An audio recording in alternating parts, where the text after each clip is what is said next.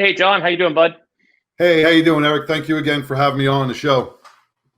This is a heated topic for me, my friend, and I know for you too. I read your post yesterday. That's why I immediately wanted to get you on the show. We see eye to eye on this. I know we see eye to eye on several cases where the police are brought in and smashed by these organizations that are out there. And as I led in with the show, we are no means backing our good men and women who wear the badge on an everyday basis and keep us safe. We're talking about the turds that Right. end up in these videos that are scumbags that are not supposed to wear the badge, and they somehow make it through a pretty rigorous testing. I think that's a whole nother subject. We need to figure out how we can psyche eval these folks better, because I know, I'm trying not to be a smartass in this, but I don't know about you, because you're a little bit more senior than me, as we heard before with your salty hair Thanks. from The our gray is Elvis. going, right? The gray's going, but that just means that you have knowledge. That's the way I've always been taught. Gray means it's good. I'm trying to grow my hair out so you don't see the grays. That's my goal. But, we know the psyche eval where they go down and they ask you 3 hours of questions and you go through it. And to me, coming from the military, it was ridiculous. I don't know who wrote this, but everybody's obsessed with if you had sex with an animal, which I was like, dude, no, I'm not a freaking ISIS member, so I don't, have relations with goats.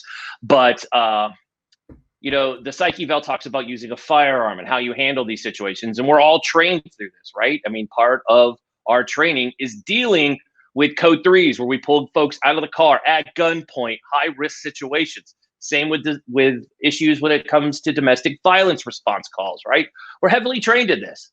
To see this response with a man who is being restrained with a technique that you and I both know comes with the big asterisk over it, just like a chokehold, that it's very risky. So my question to you is, number one, what is your thoughts on this, number one? Because everybody's like, I don't know his Facebook post, Eric. So share your thoughts on the events that transpired in this video. Yeah, before I do that, I just want to comment on what you said about the psyche eval and coming into the police department. Yeah, those psyche evals could be flawed. They're really not they're not I guess up to par, and they don't, you could lie on those and you could say whatever you want just to appease the person that's doing that. But what you got to look at here is the pretext to what happened to George Floyd. This officer had 12 complaints against him prior to this incident happening. 12 complaints that no action has ever been taken on. That's a problem in my book. All right. When you have, and they didn't release what the complaints were for. And believe me, police get complaints all the time for arrests and they're unsubstantiated and so forth. But after 12, I mean, I was on a job and I worked in a predominantly black neighborhood and I've arrested a lot of people. I was in narcotics. I was in organized crime. You know what? In my career, I've arrested probably over 500 people and I've never had a complaint. Never had a complaint. And they were violent felons, Here you had 12 complaints on an officer. Didn't that raise red flags to even have him still out on patrol? I mean, I don't know what this guy, I don't know him. I don't know this officer, this fired officer. I don't even want to call him an officer because I don't want to put him in the same book as all the good men and women out there. But shouldn't have something sparked somebody and said, hey, you know what? We have an issue with this officer. Let's take him in. Let's pull him back. We got to reevaluate him.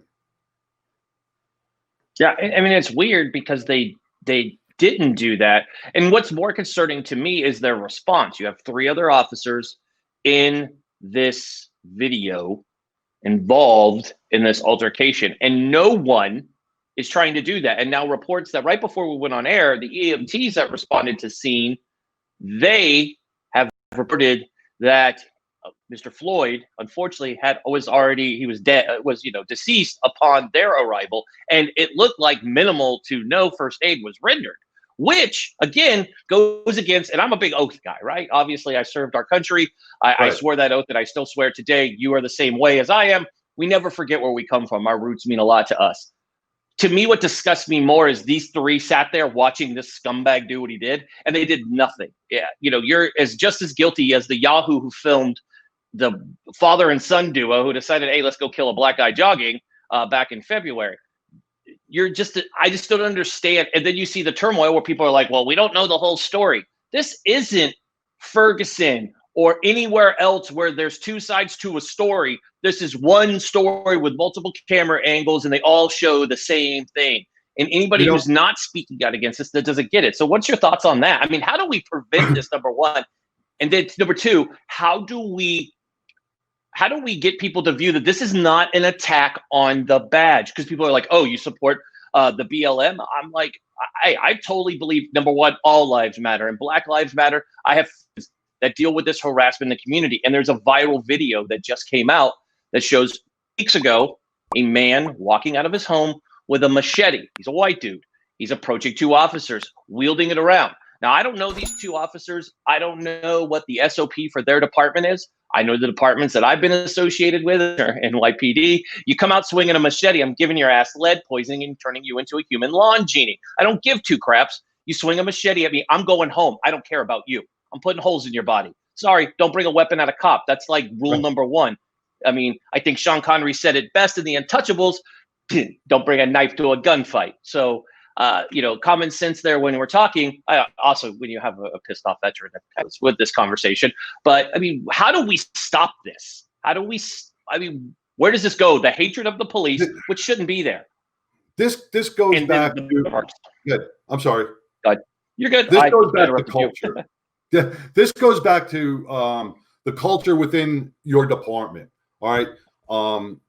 There are, every department has different policies and procedures, and how they run their officers and the culture behind everything is what going to make your officers either do a good or bad job out on the street. All right. It starts at the top. It starts with your politicians. It starts with policy and procedure.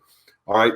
But with that being said, this video that went out, and I've read multiple newscasts on it. I've watched multiple videos on it. And this wasn't one of those adrenaline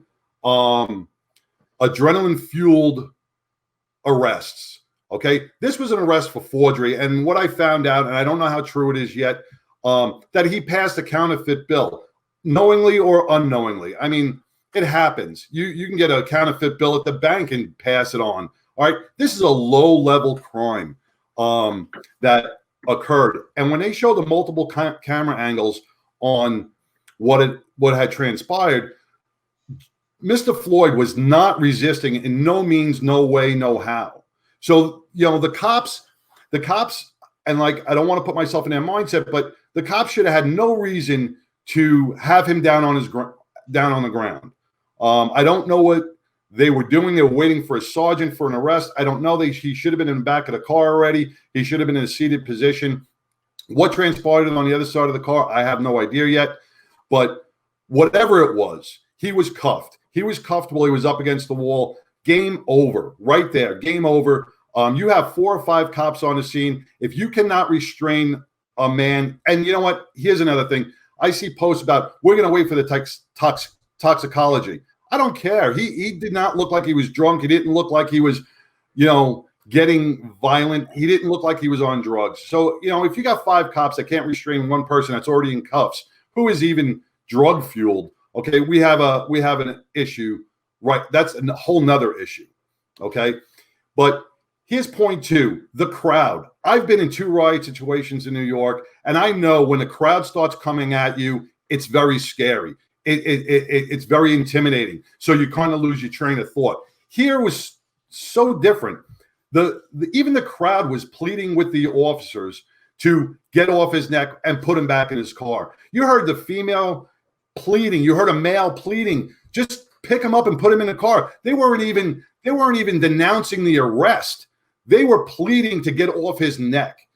And this cop had his knee on his neck, hand in his pocket. So to me, that shows that he's putting a lot of weight. That officer has to weigh 180, 200 pounds. He's putting all his weight on Mr. Floyd's neck for whatever it was, 6 minutes. Okay. There is no policy and no procedure in any handbook or any academy class that says, restraining a prisoner or restraining a criminal, place your knee on their neck. I have never seen any policy and procedure anywhere in any police department that shows that that excessive use of force. Absolutely. I mean, John, and real quick, you and I both know when you take somebody out of the car and you put them down on the prone and they're spread out on the ground, there's no need to get up on their neck like that. I mean, he was not resisting, not attempting to get away, especially with 3 other officers providing cover. He wasn't even, I've tried to put myself in his mindset like I've done in many other occasions, just to kind of give the benefit of the doubt, right? Just because that's our job.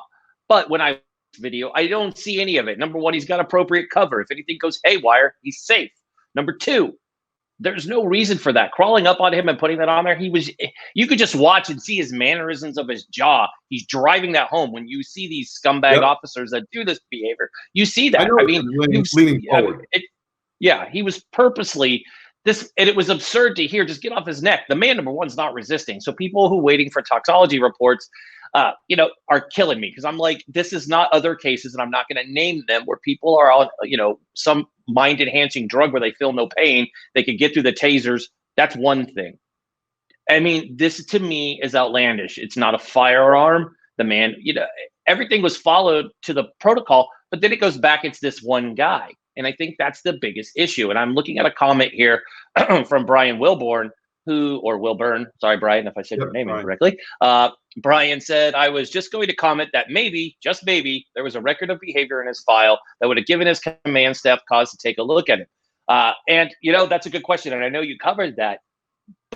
I mean, how do we do this? In Minneapolis, unfortunately, this isn't the first time that there's been issue between their department and, the community. This isn't the first. And people are like, oh my God, they're burning the city down. Number one, they burned 3 buildings down, not a city. Minneapolis is really big.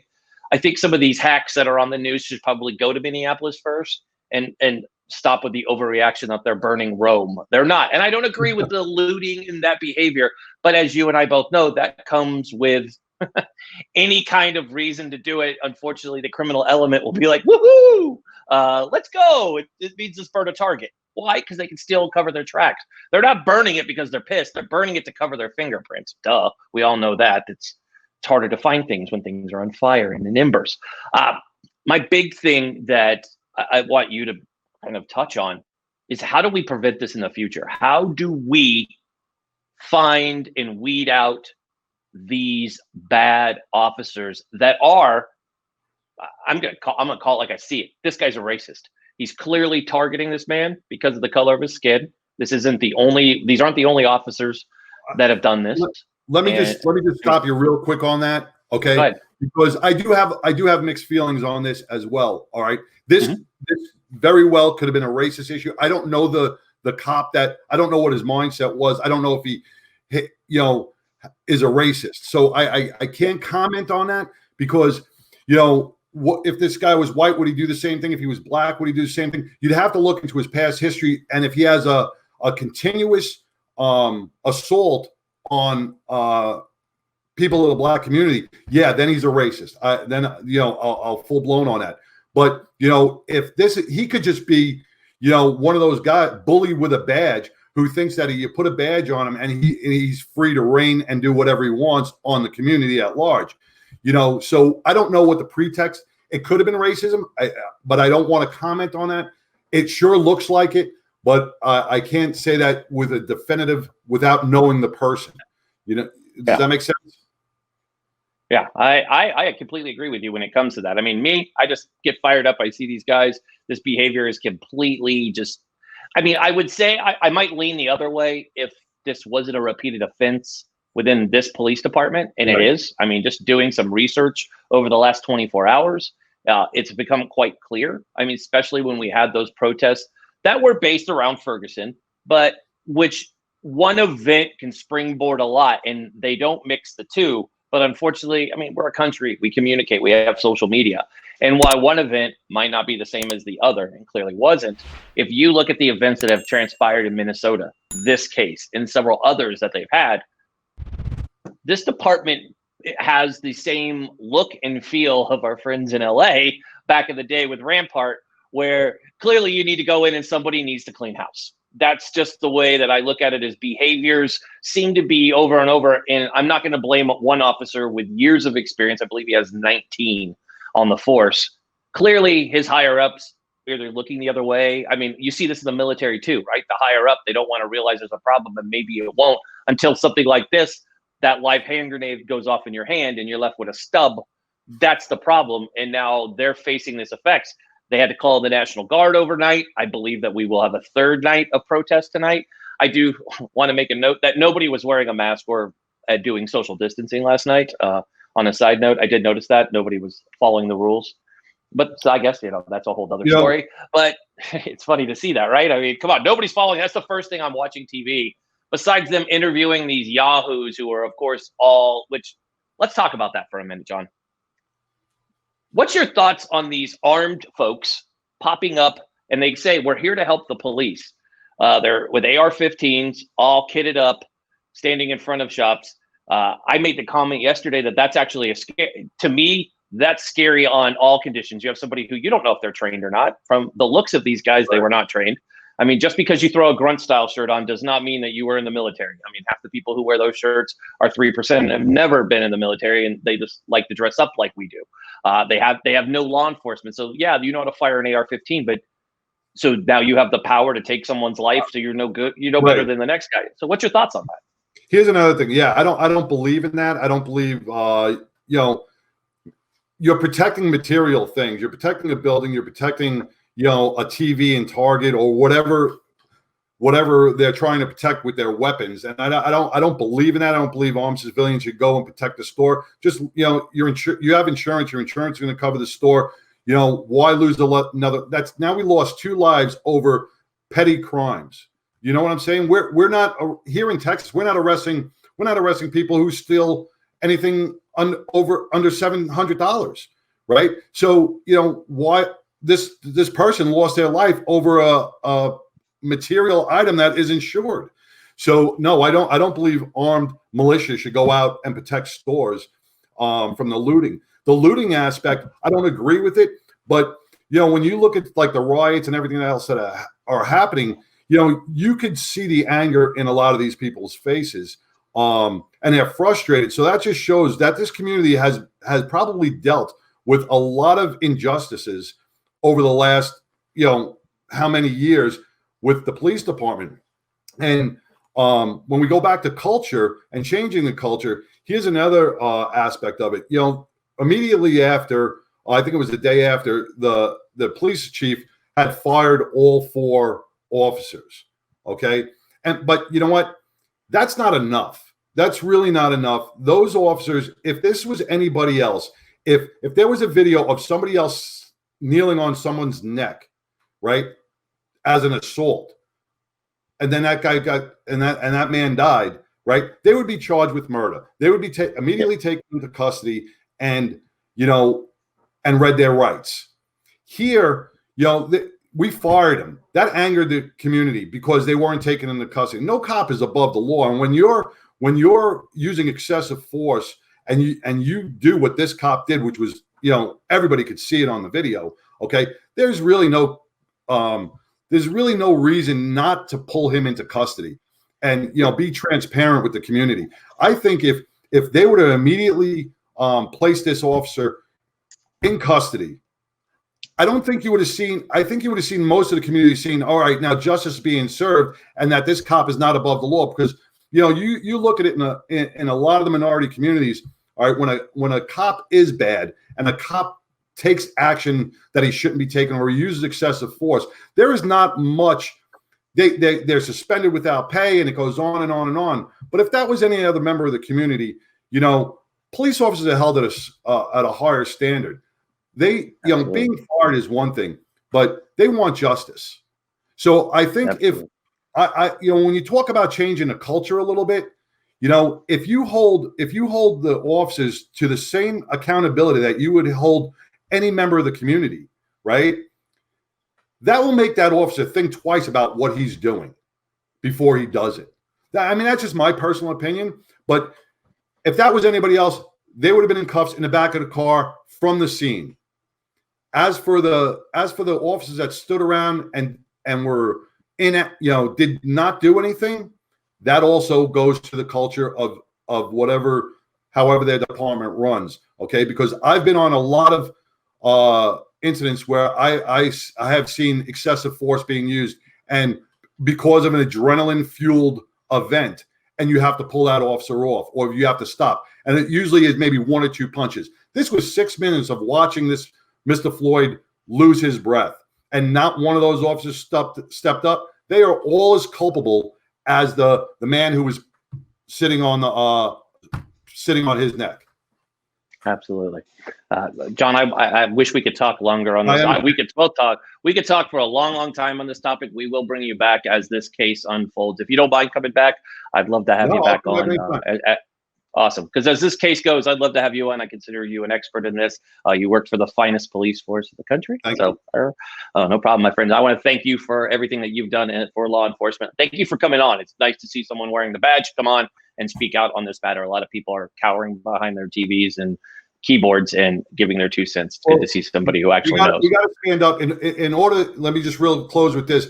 In order for us to change the culture, we need officers to stand up and say what's right and what's wrong. Okay, we can't hide behind the badge. We can't hide behind the blue line of silence. When we see something wrong, okay, we have to address it, or it's going to have a ripple effects from California to New York. We all have to stand up and address the wrongs in the communities.